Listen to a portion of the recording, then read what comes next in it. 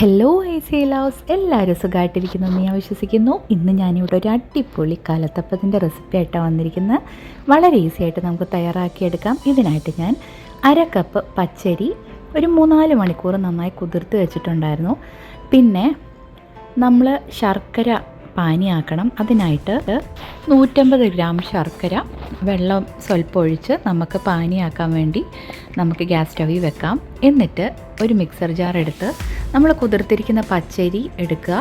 അതിലേക്ക് സ്വല്പം ഒരു 2-3 ടേബിൾ സ്പൂൺ ചോറ്, വേവിച്ച ചോറ്, ഒരു 1/2 ടീസ്പൂൺ ജീരകം, ചെറിയ ജീരകം, പിന്നെ ഏലക്കാപ്പൊടി, പിന്നെ സ്വല്പം ഉപ്പ്, പിന്നെ 1 കപ്പ് വെള്ളം ഒഴിച്ച് നന്നായി അരച്ചെടുക്കുക.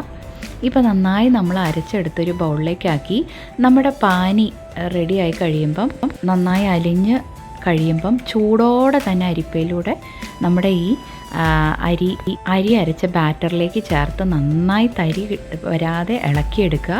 അപ്പം ചൂടോടെ തന്നെ ശർക്കര പാനി ചേർക്കണേ, അരിച്ച് തന്നെ ചേർക്കുക. എന്തെങ്കിലും ഒരു അഴുക്കുണ്ടെങ്കിൽ പൊക്കോളും. അപ്പം നന്നായി നമ്മൾ മിക്സ് ചെയ്തെടുക്കുക. അതവിടെ ഇരിക്കട്ടെ.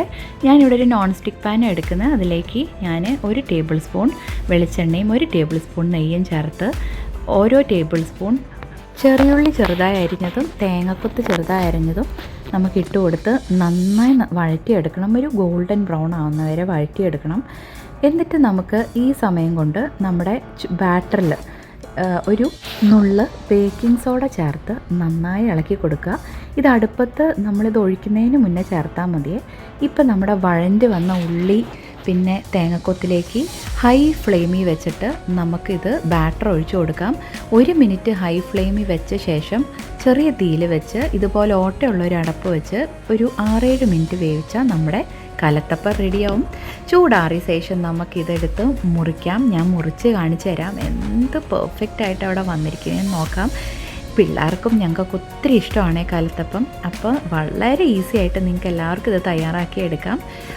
അപ്പോൾ എല്ലാവരും ട്രൈ ചെയ്ത് എപ്പോഴും പോലെ എൻ്റെ ഫീഡ്ബാക്ക് അറിയിക്കുക. വീഡിയോ റെസിപ്പി ഇഷ്ടപ്പെട്ടെങ്കിൽ ലൈക്ക് ചെയ്യുക, ഷെയർ ചെയ്യുക, സബ്സ്ക്രൈബ് ചെയ്യുക. വീണ്ടും ഒരു അടിപൊളി റെസിപ്പി ആയിട്ട് കാണുന്നവരെ ബൈ, സ്റ്റേ സേഫ്.